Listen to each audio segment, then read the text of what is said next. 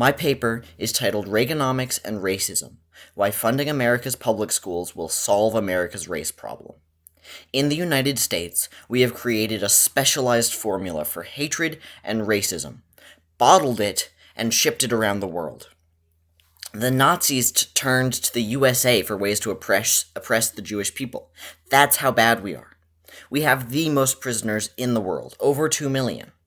The USA's modern brand of slavery boosts our corporations' profit margins, allowing the elites to profit from the imprisonment of our minorities in this country. This mass imprisonment requires a minority to take advantage of.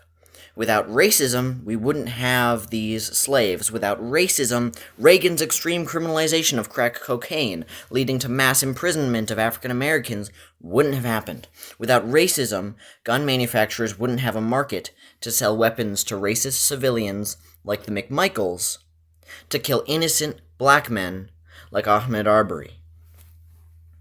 This modern-day slave labor is directly descended from the slave trade in North America, which began in the 17th century and grew through the 18th and 19th centuries. We just call it imprisonment rather than slavery. Cops are law enforcement rather than slave catchers. The terminology has changed, and the industry has developed, but the concept has not. Many political philosophers have written about this phenomenon, and through their writing it is clear that today's racism is not natural. Many people attribute racism to human nature, that it is normal for us to fear those who are different from us. In contradiction to this idea, Kenneth Stamp, an expert on the history of slavery in the USA, writes about the camaraderie of white and black servants in his book, A People's History of the United States. He notes how strict laws had to be put in place to separate white and black people, which shows just how wrong the general narrative about racism is.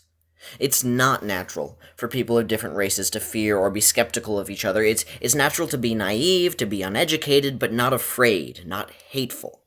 Fear and anger, these are things that must be taught. Reagan's push for charter schools and George Bush's No Child Left Behind Act both instill racism in our population.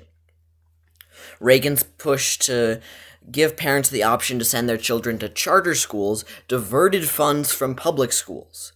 These charter schools are often majority white, so this was taking funds meant for everyone and diverting it to majority white communities.